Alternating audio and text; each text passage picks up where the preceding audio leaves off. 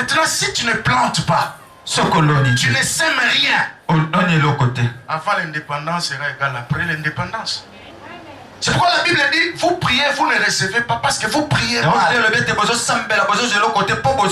profondeur de la délivrance dépend aussi de la manière dont tu es orienté dans la prière.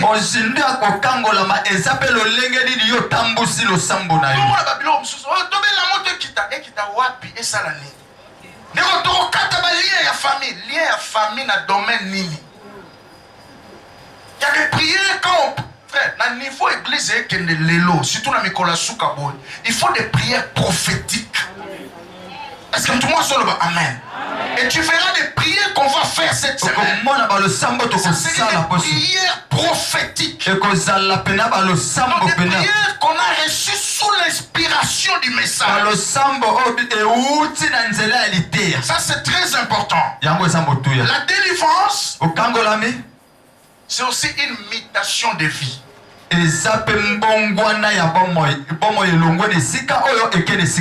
Amen. Une mutation de vie. C'est ce que nous voyons dans Jean 9. Lorsque Jésus a guéri cet aveugle, à partir du verset 25, les Juifs ont cherché un peu à couler cette délivrance. Non, cet homme-là c'est un pécheur, il ne peut pas te guérir. La réponse de ce monsieur, il a dit qu'il soit pécheur ou pas. Je sais une chose. J'étais aveugle dans le premier tableau de ma vie. Et maintenant, je vois. C'est ça la délivrance. J'étais et je suis devenu. Dans le premier tableau de ma vie, rempli d'échecs, déceptions, de maladies, de répétitions de mauvais songes, stérile, célibataire endurci, chômeur. Et dans le deuxième tableau, c'est un homme guéri, un homme stable, un homme qui n'est plus derrière les autres, qui conduit les autres. Dans celui qui est délivré, on va constater deux tableaux. Un avant et un après. J'attends quelqu'un dire Amen. Et la délivrance, c'est aussi la révélation que vous trouvez dans le message qui est prêché. La Bible dit, vous connaîtrez la vérité. Et la vérité vous affranchira. C'est ainsi que j'avais dit dans mon introduction. Tout le message ne te concernera pas. Mais il y a des points précis qu'on appelle des rémas. C'est ta portion de révélation. Lorsqu'il a parlé, le message est donné. Il y a une partie dont Dieu est en train de te parler. Et c'est là qui va constituer ta délivrance. Je ne répéterai pas l'histoire négative de ma famille. 5 raisons pour lesquelles je ne peux pas répéter l'histoire négative de ma famille, c'est par là que je termine.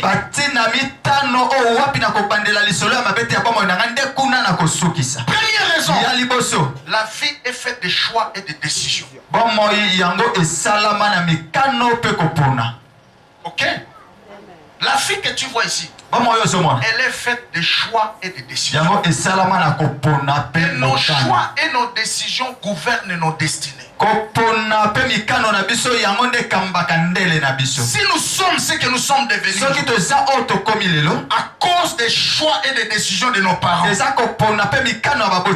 dans ma génération, je peux mettre une barre, une limite. Je dis les choix et les décisions de mes parents, ça se limite ici. Et moi j'harmonise mes choix et mes décisions. Je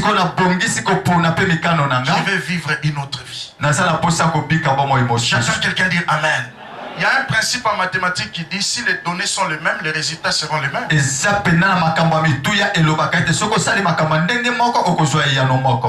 Si les données 1 plus 1 égale résultat 2, Si je change les données, 2 plus 1, ça ne va plus donner le même résultat. Si mes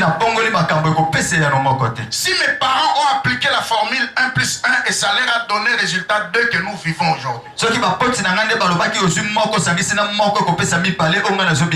Ok? Maintenant, dans ma décision, après la prise de conscience, dans ma génération, j'ai dit non. Et je change les données. Parce que mes pères n'ont pas adoré le Dieu que moi j'adore. Alors je ne peux pas vivre les résultats. Légalement parlant, j'ai ma destinée à vivre. Alléluia. Parce que nous ne choisissons pas les moyens de départ. Les familles, Dieu nous les impose. Il nous a imposé les parents. On n'a pas choisi cela. Amen. Mais tu peux choisir comment tu comptes finir la course de ta vie sur la terre. Bill Gates a lancé une parole qui m'a toujours évolué. Il dit naître pauvre, c'est pas ta faute. Mais mourir pauvre, c'est ta faute. Allô? Parce que les conditions de naissance, tu ne l'as pas choisi. Tu n'as pas décidé d'atterrir par cette famille-là. Mais tu peux décider. Tu peux choisir. Tu dis, par la grâce de Dieu, tu arriveras. Oh, j'ai dit que tu arriveras. Un jour, je suivais un documentaire du feu Thomas Sankara, l'ex-président de Burkina Faso. Il a libéré une parole parce que moi, en tant que révolutionnaire de cœur, j'aime toujours des choses qui pimentent un peu. Il a dit quelque chose, il dit, honte à un garçon qui n'a pas encore fait plus que son père. Honte à une fille qui n'a pas encore fait plus que sa mère. Mon frère, ma soeur, je vais te poser une question. Quel est le niveau que ton père a atteint? Sur le plan scientifique, sur le plan intellectuel. Quel est le niveau que ta maman a atteint? Et quel est ton niveau? Si on comprend nos défis aux délivrance et tu ne seras jamais candidat à la délivrance si tu n'as pas encore compris les défis qui t'attendent. Un jour, je suivais un documentaire encore. On a 80% des millionnaires américains sont de la première génération. Ça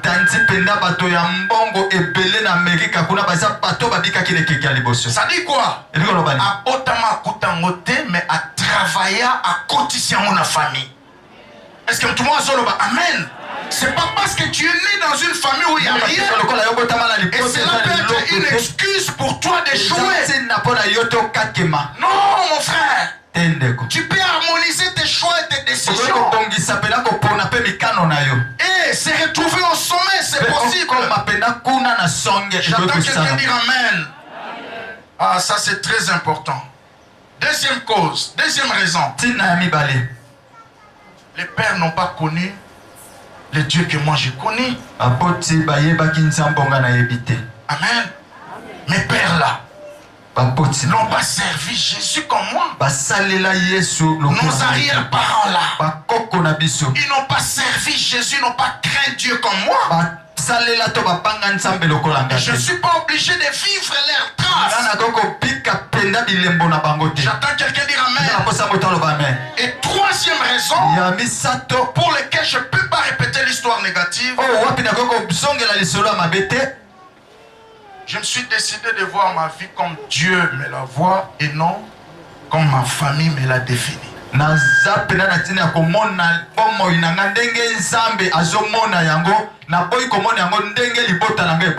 Amen. Je vois ma vie comme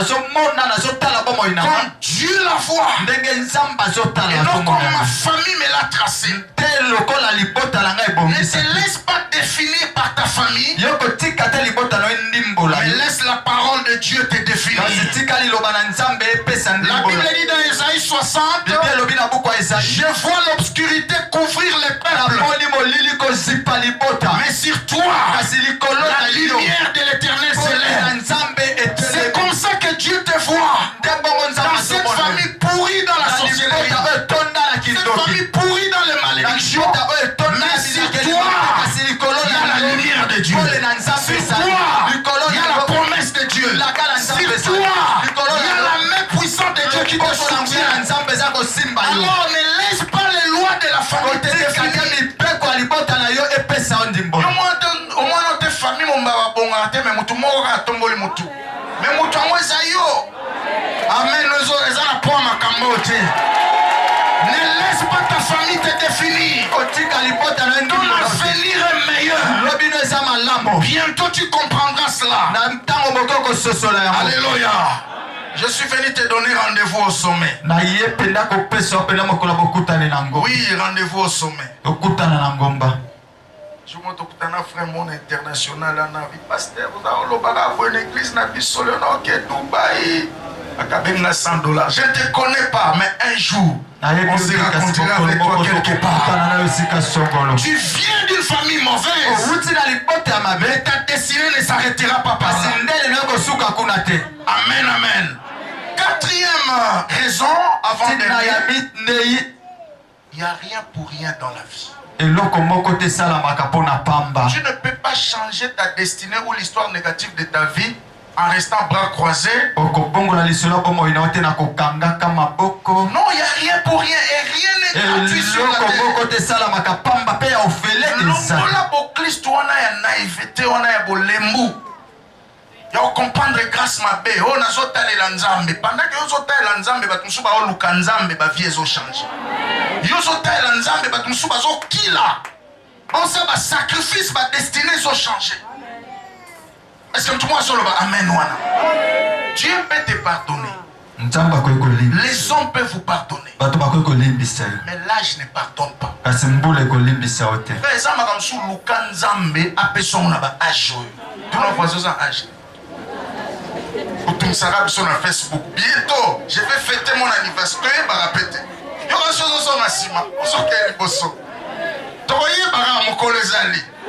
mais j'aimerais te dire, Dieu peut te pardonner. Et les hommes peuvent vous pardonner. Mais l'âge ne pardonne pas. Alléluia. On a temps oyo. Bilong monsieur longwa on a temps oyo. Ceux qui pembe na yo sala ya buzobate. Ah oui. Pour la nation ceux qui pembe ya pasteur oteza po ya musala nza. Ah chezana. Mais yo tant obimi ceux qui a pembe. Et Seigneur batala na gauche, bana no ba 6 université. Ba bali ba bongi. Na droite ba compte na banque ba mapangu obinzambe. Merci parce que na lembi pambate. Fatigue na ngeza ya buzobate résultat ya ngoyo. Est-ce que tout le monde le bien main très bien. Il n'y a rien pour rien, mon frère. Tu dois travailler dur. Comprends les défis qui t'attendent. Et engage-toi. Amen, amen. Derrière chaque trône, il y a un hôtel. Si on dit que son matin, il y a un sacrifice. Ko soit kana rotonga batute, ko soit kana loba loba te to lula biloko nzamba opesa bato. Lukoye baba secret mutu anezani. Amen. Il y a des gens qui ne dorment pas. Ezala bato balala kate. Yo lali yazo lukanzambe. Alors que yo kanyi maboko yazo kena ba sacrifice. Et Dieu est juste. Dieu est juste. J'attends quelqu'un dire amen. Dans ma génération na biso yaya, il faut ba sacrifice belé. C'est que binemi na yo ba opesa ba sacrifice contre yo koleka yo. Ah oui, et ça va tout souper na ba kino opesa la ba biloko na monde à ténèbres. Oso eloko yo. Ye article le monde est sengoté na sa moi. Si ko yo ya la présence en Nzamba prière belé. Sacrifice mouké. Tant elle est kana balance. Comme on monde spirituel, c'est un monde il y a balance. Na équilibre. Est-ce que tout le monde sur le bas? Amen. Banguna no ba opesa lo ba sacrifice belo bongate. Famille ou ta ba sacrifier belé pour ba to ba bongate. Alors quand toi tu viens dans la présence de Dieu, ne sois pas léger. Amen, amen. Il n'y a rien pour rien. Voilà pourquoi nous allons prier et nous allons élever des autels. Et cette semaine, ça serait question de hôtel contre hôtel.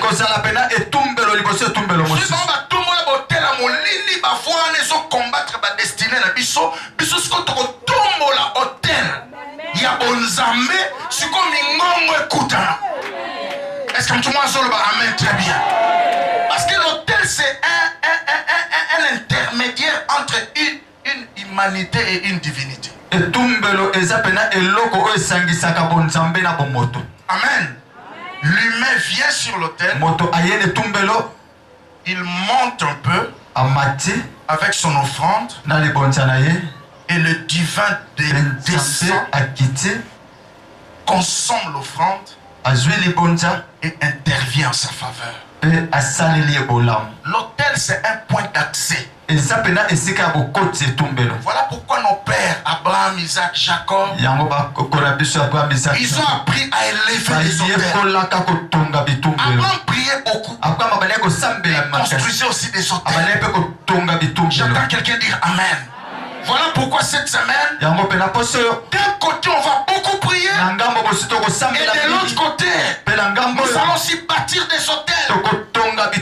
Ça c'est très important.